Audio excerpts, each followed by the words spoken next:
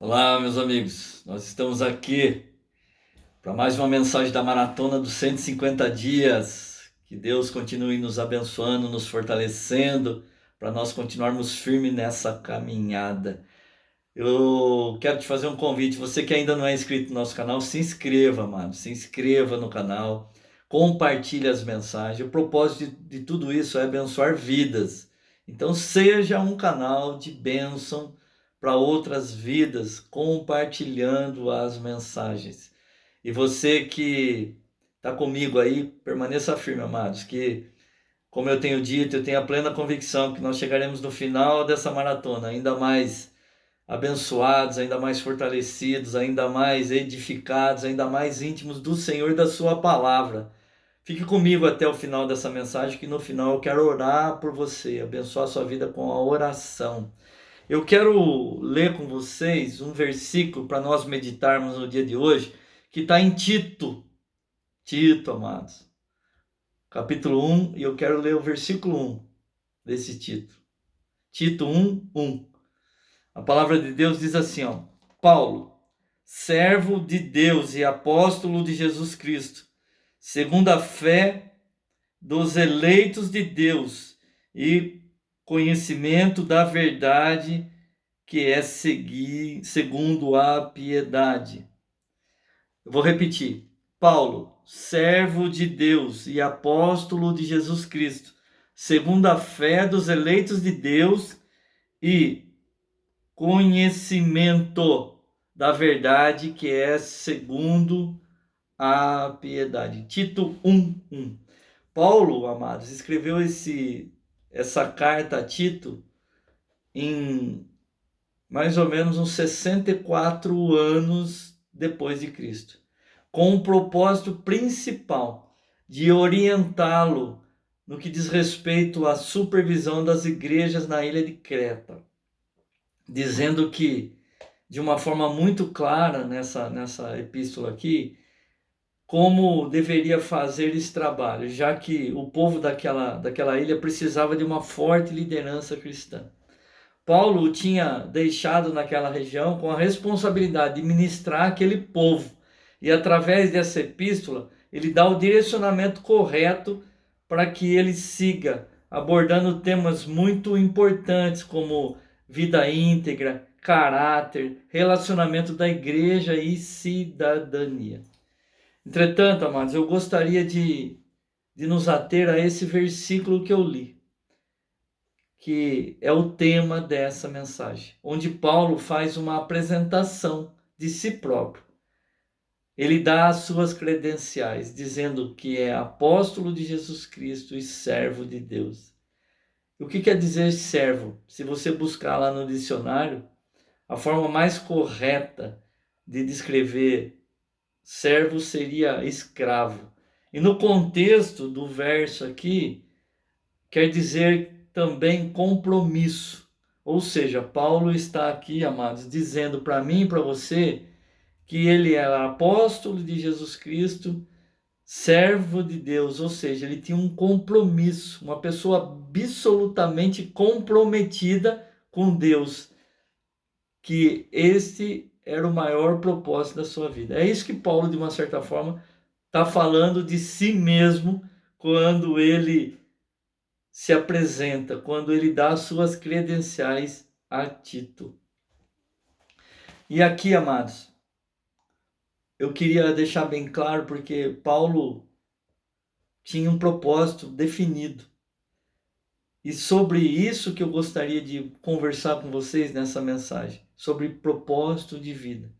Paulo já tinha muito bem definido qual era o propósito maior da sua vida. E nós que estamos aqui nessa mensagem, eu e você que está aí do outro lado, nós temos esse propósito definido? Qual é o seu propósito? Você tem um propósito definido, bem definido para a sua vida? Qual é o seu propósito? Você conseguiria descrevê-lo? Você conseguiria descrevê-lo com facilidade? Seus objetivos estão bem claros para você? É sobre isso que eu gostaria de meditar com vocês. Ou melhor, fazer você refletir. Você é capaz de colocar de uma maneira prática, objetiva, de uma maneira simples, clara, quais são os seus objetivos? Qual é o seu princípio de vida? Você tem isso, o seu propósito de vida bem definido? Nós estamos abordando esse tema, amados, porque infelizmente existem muitas pessoas que estão andando sem planos, sem objetivos, sem propósito, estão caminhando sem saber nem para onde estão indo. Eles estão caminhando simplesmente num rumo, numa direção, mas sem propósito definido.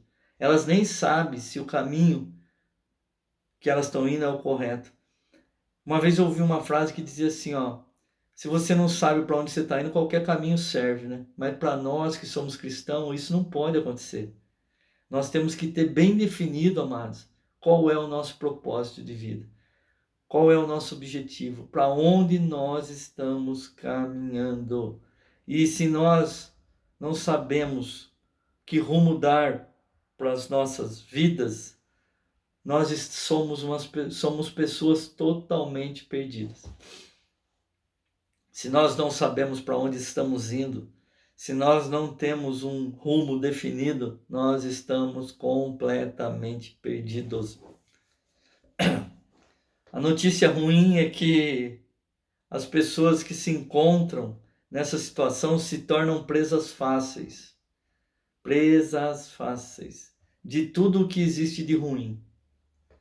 Nós precisamos entender isso, amados. Quando a pessoa não tem isso bem definido, quando a pessoa não tem esse propósito, ela se torna presa fácil para tudo o que existe de ruim neste mundo. Pois ela não existe um alvo, ela não tem um objetivo claro. E sem ele não dá para traçar uma trajetória a ser percorrida. Sem a gente saber aonde nós queremos chegar, o nosso objetivo, como é que nós vamos traçar a caminhada? É como se fosse um barco, sem leme, sem rumo, sem direção, vai de acordo com o que o vento bate e leva. Não, amados, nós temos que traçar essa trajetória. Nós temos que ter esse objetivo claro. Nós temos que saber exatamente qual é o nosso propósito de vida. Paulo sabia muito bem os motivos pelos quais ele estava vivendo.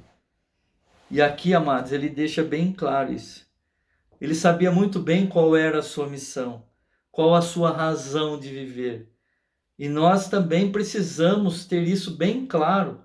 Nós precisamos buscar isso sempre nas nossas vidas. Já que não dá para ninguém, amados, viver sem propósito, sem meta, sem objetivo, sem ter motivo para viver. Nós não podemos viver assim. E eu queria finalizar essa mensagem dizendo que nem sempre Paulo foi assim, amados. Paulo só passou a ser assim depois que ele teve um encontro verdadeiro com Jesus.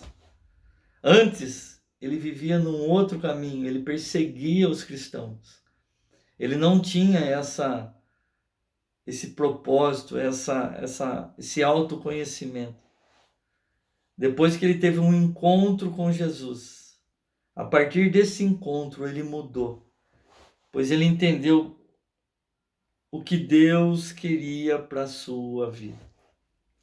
E é justamente isso que eu gostaria que você meditasse nesse dia, sobre o que Deus espera de mim e de você. Por qual propósito nós estamos aqui? Por qual propósito nós fomos chamados? Nós precisamos ter esse propósito de vida bem definido, para que nós possamos viver a plenitude daquilo que Deus tem para mim e para você.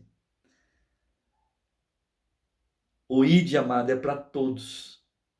O ID não é só para uma pessoa que prega a palavra. O ID é para todos. Às vezes você pode falar de Jesus para uma pessoa e essa pessoa transformar uma nação. Não aconteceu isso com Filipe? Quando ele encontrou aquele etíope, ele pregou para uma pessoa.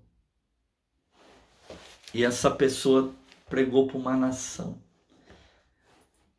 Você tem que ter isso no seu coração, amados. Você não pode permanecer calado.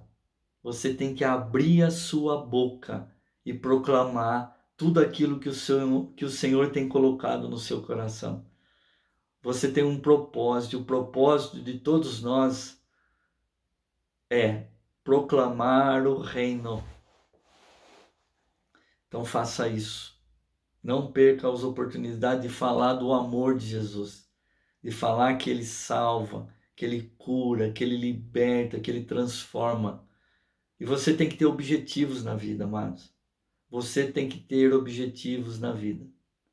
Hoje eu vi uma frase que dizia assim: a gente não pode fazer aliança com quem não tem o mesmo propósito de vida.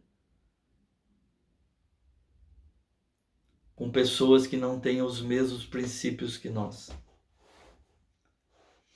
Então, faça aliança com quem tem os mesmos princípios. E siga o seu propósito. Busque em Deus a revelação desse propósito bem definido para a sua vida, para que você possa viver a plenitude disso. Muitos estão perdidos justamente porque não admitem, amados, que precisam mudar e deixarem Deus conduzir as suas vidas.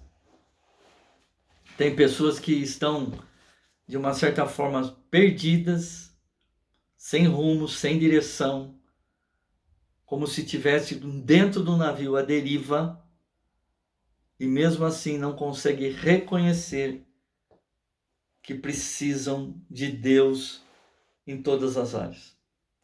Eu quero pedir para o Espírito Santo na minha oração para que ele venha trazer a revelação do propósito de cada um, para que você possa viver isso de uma maneira intensa, plena, em nome de Jesus.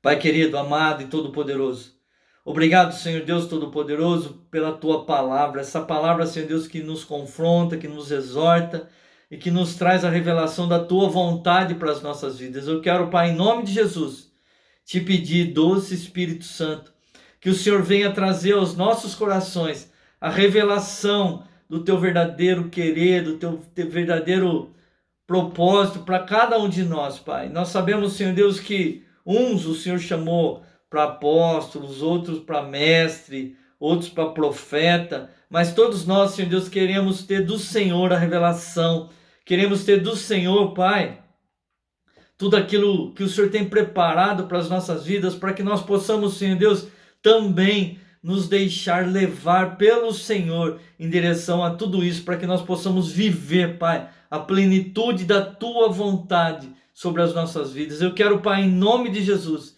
te pedir que o Senhor continue abençoando a vida de cada um deles, trazendo luz, trazendo direção, trazendo, Pai amado Todo-Poderoso, clareza em todos os objetivos, em todos os planos, em todos os propósitos, em todos, Pai amado, os alvos que o Senhor já colocou no coração de cada um deles. Eu te peço, Pai, que em nome de Jesus, eles possam ter do Senhor o sim, o amém, para que eles vivam com intensidade a plenitude da Tua vontade, em nome de Jesus. Pai, eu quero abençoar a vida de cada um dos meus irmãos, te pedindo, Pai, que o Senhor continue protegendo, guardando, livrando a vida deles, Pai, de toda a influência maligna, de toda a influência do mal, declarando, Pai, que eles são libertos, livres no Senhor. Em todas as áreas, que haja prosperidade, que haja bênção, que haja a Tua mão forte, guardando e protegendo, que haja saúde, que haja prosperidade financeira, que haja, Senhor Deus Todo-Poderoso, união em nome de Jesus. Eu sei, Pai, que tudo é pelo Senhor.